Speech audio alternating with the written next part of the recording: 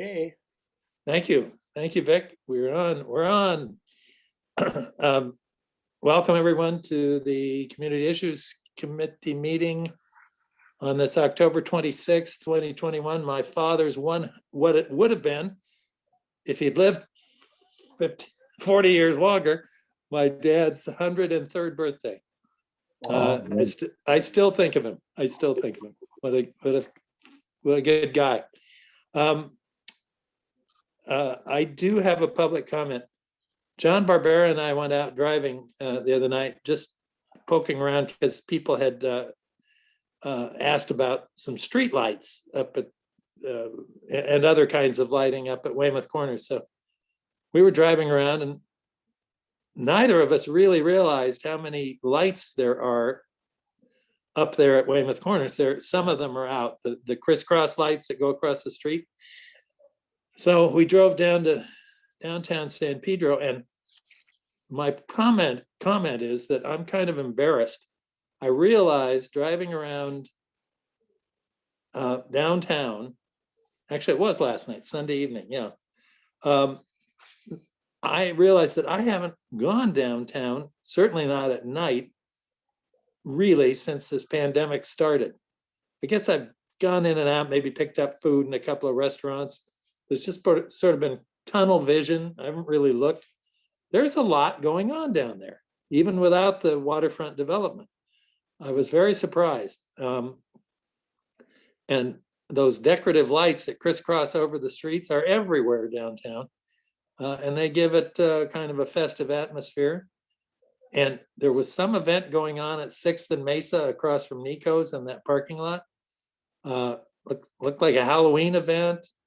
And the Del Muertos was that's what it was. Oh, Dia de los Muertos celebration. Oh, hi, John. Welcome. Anyway, my comment is that I need to reintroduce myself to this town of ours as we come out of our 2-year slumber. And I look forward to it because there's quite a bit going on and it's good to see. And speaking of seeing things, I see Lori Jacobs' hand up. Good evening, Lori. Welcome. That was my comment. Lori Jacobs. Public comment. Thank you. I was waiting to be unmuted.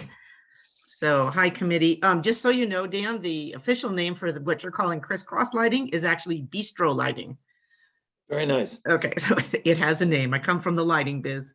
But my public my public comment is in regards to what I've asked about before, the corners all along Western that have been ripped up for so long and taking quite a bit of time. I guess my understanding is they're putting wiring for fiber optic lighting at those corners. I just would like to get an update from this committee, something that the outreach committee could send to our stakeholders and put on our social media and our website so people know what the status is and when they could expect those corners to be fixed. Because right now, if anybody's walking by there pushing a stroller or needing a walker, it's extremely difficult to navigate those corners. So just would like to be able to give an update to our community.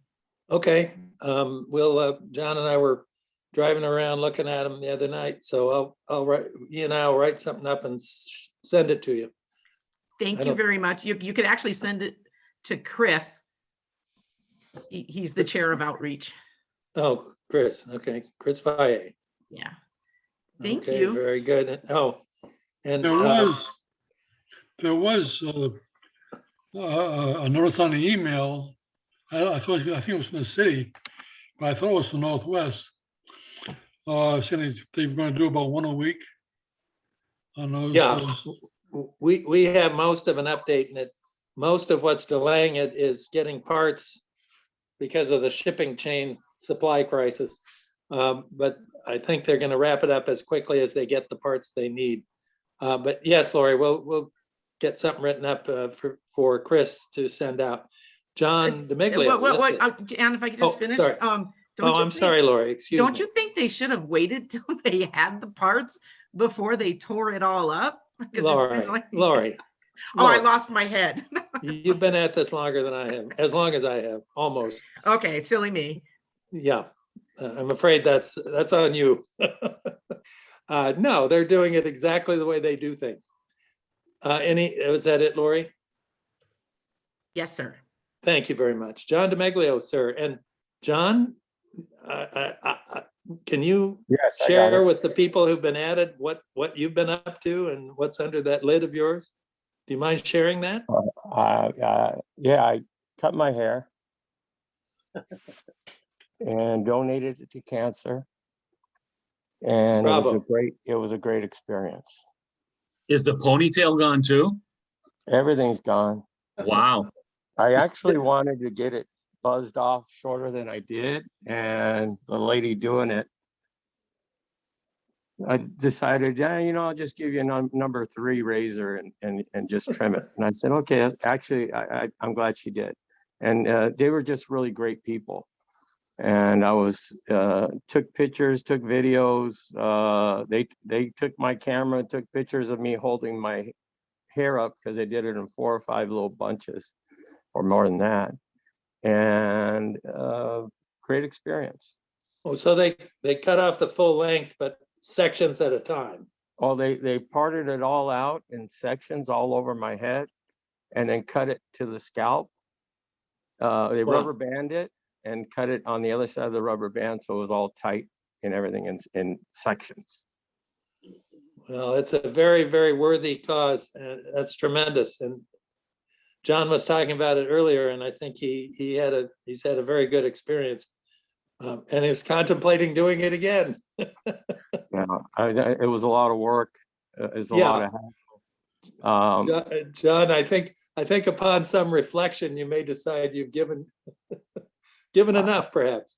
I want to see. I'm going to see. Think about it. I'm Good. thinking about it. Well, But, please don't be afraid to share that. What's Don't that? be afraid to share that hair of yours. I admire No. anyone with a full head of hair like David and Victor and John and Doc, like everybody, Lori, everybody but me.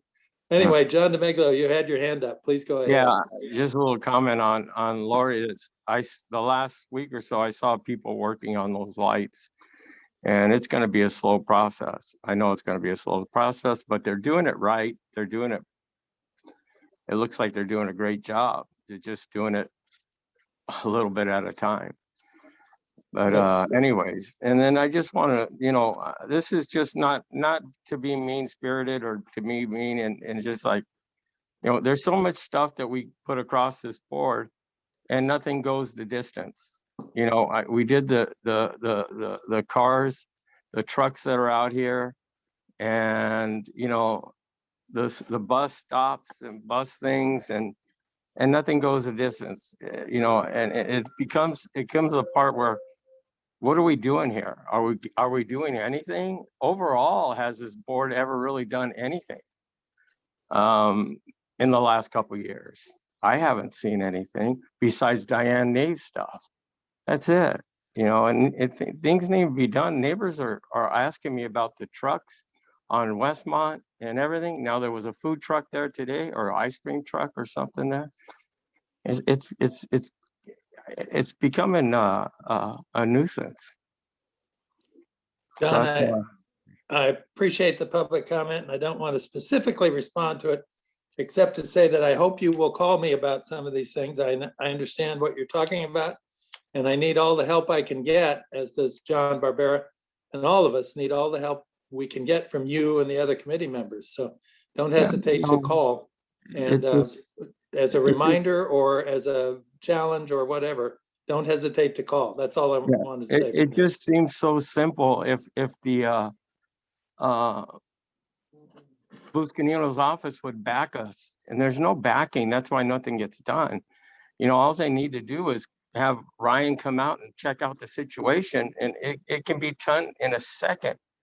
If all they have to do is give them the okay to either read it out or put signs up or something. And the councilman's office isn't working with us. Hopefully the next councilman that comes in will. And who knows who that might be? I hope you're right. What you're talking about bears following up on, John, and I appreciate it. Okay, thank And you. we will leave it at that for now. But I do want to hear from you, John. Okay, the next thing, unless I'm missing any hands up, and I don't think I see any, we'll move on from public comment to John Barbera. Is there anything, I think I already asked you this, but is there anything new or advancing on the skate park? Yeah, I talked to Andy today. Oh, good. So they have already started working on it. They're the ones that went in and did a big major cleanup and all that. And, you know, the other night when we passed it and we saw that motorhome there and the guy on top of the container. Yeah. Well, Andy, they said they've got thousands of dollars of tools in those bins. And if there was somebody with a motorhome, he says, I hope they weren't drilling a hole at the top to see, you know. Oh, so that was not a guard that they've hired to watch Nope. their stuff. Nope. Yeah. And he I hope- says I hope they've they'll check started. it out. Yeah, he's going to. So they've been there every day working. They're going to be, they have all the concrete. They've got to go over some of that. They got to do a lot of the, you know, break it up and redo it. He says Conrad Skate Park is helping them too. They're going to come down and assist them. And, you know. What is Conrad Skate Park? It's another skate park. I guess another association. Oh, okay. Okay. Don't know where they're at, you know, you know. Okay. But they're gonna do that and everything. And once it's all, they're gonna put a mural on the side of the skate. They got some guys that'll come in and paint a nice mural for it.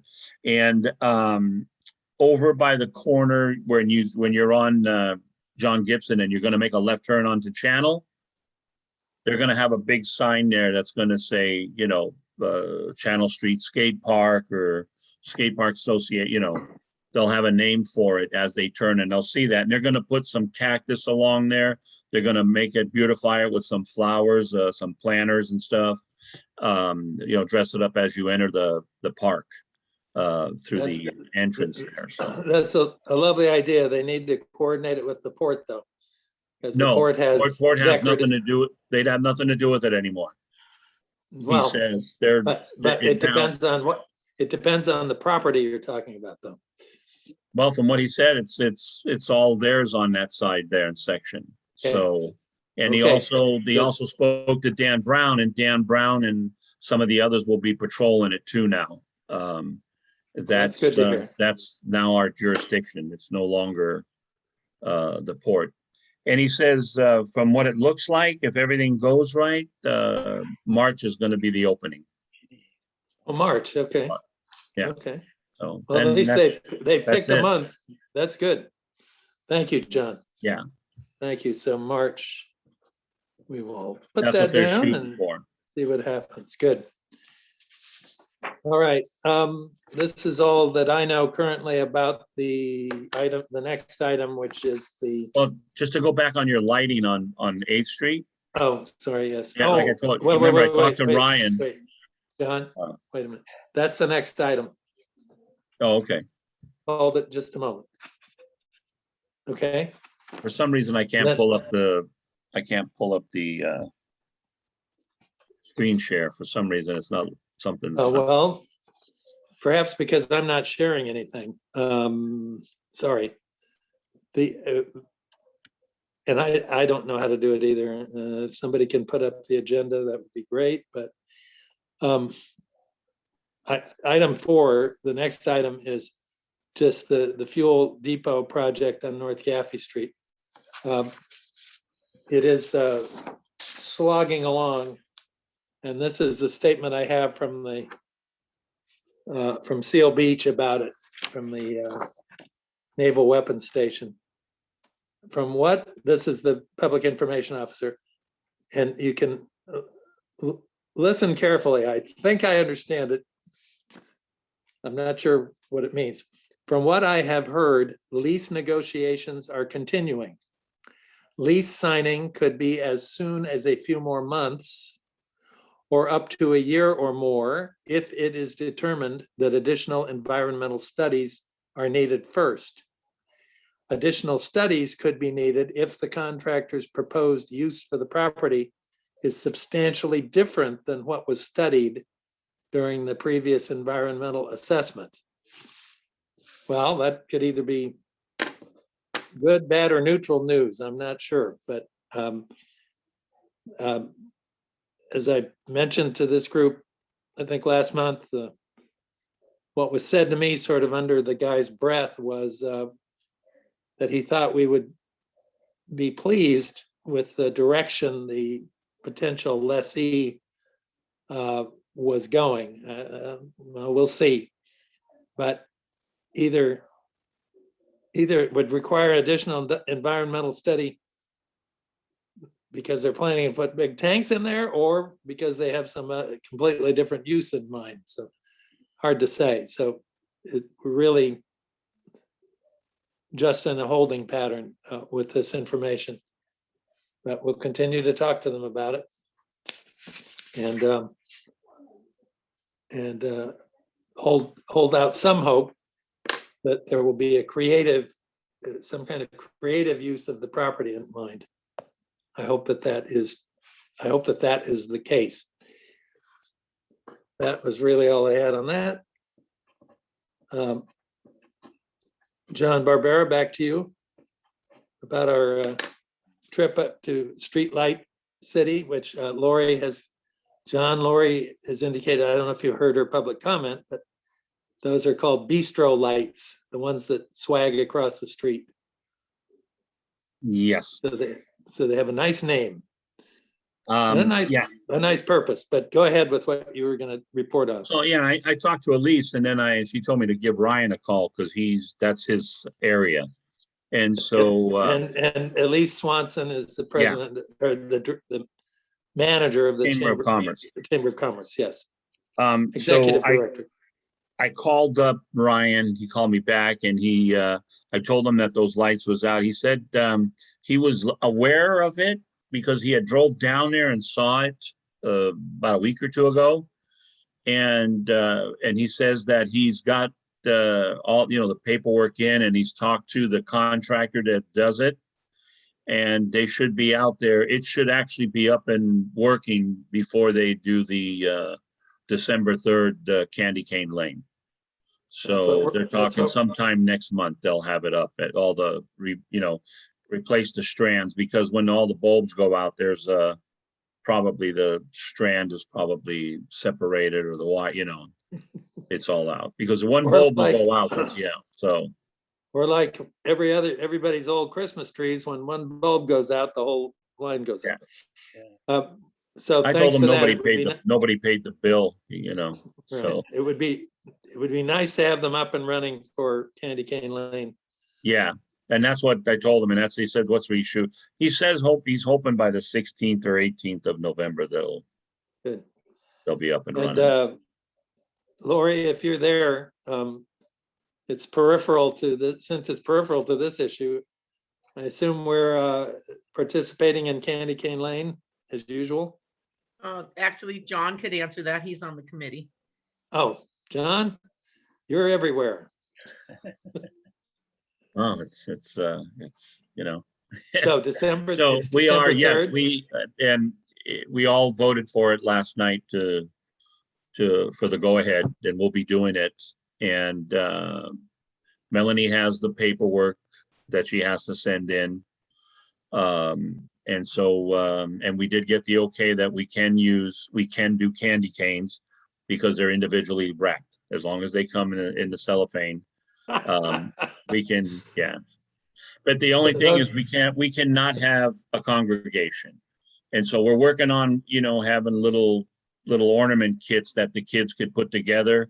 Again, they also come individually wrapped. They're a kit. And we're going to have those for the kid. They cannot, they can't hover around and work with them or anything. They just pick it up and go. Because of what we are with the city, we cannot, have people hovering over for too many people there. So they can come sign up. you know, and we go from there. So. Good, good. And then, And with the also we're looks like we're going to be in with the parade. That paperwork is going to, and we will, talking to Elise yesterday, you know, it looks like she's going to try to save one of the trolleys, the new ones. We got 2 new trolleys. And so that she's going to, you know, more than likely, she says we can have one of the trolleys. And hopefully we don't have to share it with anybody. It could just be us. And so people can come on. We need people to come. So well, I hope all the members of this committee can plan to be there on, I assume that's the weekend after Candy Cane Lane, or is it the day? Candy Cane is Friday, December 3rd, and the parade is on Sunday, December 5th. Oh, okay. So a weekend of activity. Good. As long as it's not raining, you know. Yeah. Well, if we're in a trolley, it can rain. That'll be just fine. Well, that should be fun. So. By the way, I nominated you. I nominated you to be Santa Claus this year for the parade. Me? Yeah. I've been that before. I can do that. If you got a costume, I can be Santa. Oh. I can toss individually wrapped candy canes at all the kids. It was a toss up between you and David, you know, but I figured, you know, you were a lot taller. David's a little shorter. So. Not much. I'm shrinking. Hey, but that, okay, Santa and the kids. No, I'm just kidding about the. Okay, because usually they have their own Santa, don't they? Yeah, they do. No good. Okay. Can't scare the kids with 2 Santas. Thank you, John. So everybody set aside Sunday, December 5th and the 3rd. John, I come back to you on item 6 about the traffic congestion on Western between First and Weymouth, and that left turn, specifically the left turn signal at Weymouth. And you did a little research on the timing of that green arrow signal. Yeah, that light is that. And what did you find? It was like 4 seconds or something. It's like it like 4 cars go, and it changes. It's like, yeah, I mean, it's like 4 seconds, not even 5 or 6. It's like 5 seconds. You sometimes, and I'll put it this way, I go there, guys, because I belong to the assistance league, and I work there a couple of days a week. And when I go in the mornings, and usually it's the time I drop my wife off at 7:30. By the time I get back, it's, you know, about 8 o'clock at that time. I'll just pass First Street, and I'm stopped right after the crosswalk on First. And it's like, by the time I get to the light, it's like 3 times. The light changes 3 times before. So me being, you know, the Sicilian that I am, I go in the right lane now when I see that there's traffic, and I just shoot down to Biner, make a left and a quick left, and then I come around that stop sign where the school is, and then just at 7th Street, make a right turn on Weymouth, and I can still see cars that have not come through yet where I see them, because I try to memorize them, and they're still not there. It's terrible. Before, the light used to stay on pretty long. You'd get, you know, well, actually most traffic signals are, if you have a number of cars, let's say 10 cars, 11 cars, the light usually stays longer.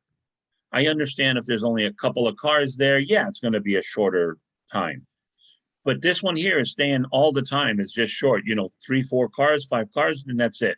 Then the next set, and it keeps building up traffic in that lane. It's getting kind of scary, you know. John, thank you for giving some dimension to the time of the cycle. This might be one of those things that John DeMeglio was talking about that is really simpler than it seems. That whole stretch of road there is under various jurisdictions, which we know, but somebody controls the length of that light.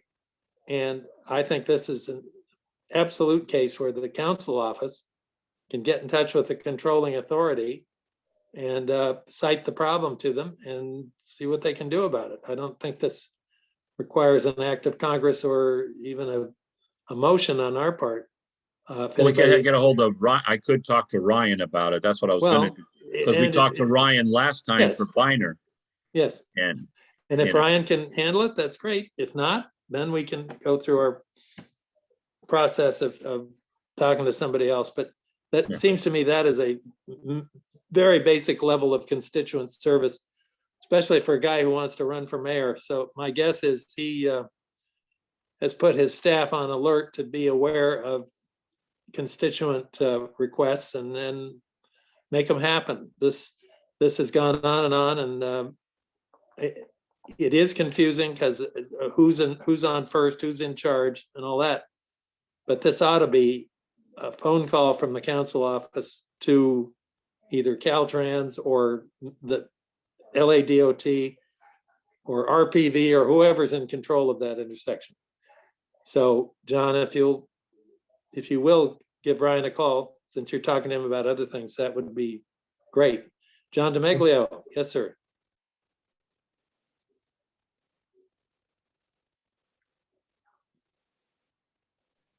John, are you Unmute, John. there? Yeah, I think their main priority is to get the people that are going down and not to block off the people that are going down Western to the freeway, to First Street. I think that's their big priority there, and that's why all the mix up, but you know, it could be fixed. I'm sure it could be fixed. We agree on that, and I think the difficulty here is that if you back people up into First Street intersection, then that's not going to do anybody any good. So I agree, John. I think we all agree it can be fixed, and let's let the council office earn its keep on this one. Okay, thank you, John Barbera. Thank you, John DeMaglio. I want to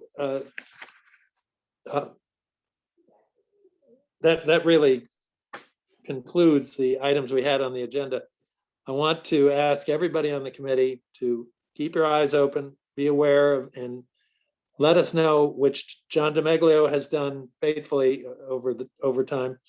Let us know when things need to be done or appear to need to be done.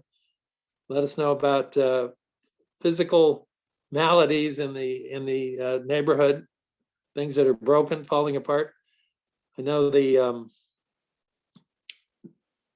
when we get the attention of city departments, they're usually pretty helpful, and they usually respond and do things in an orderly, if not necessarily efficient way.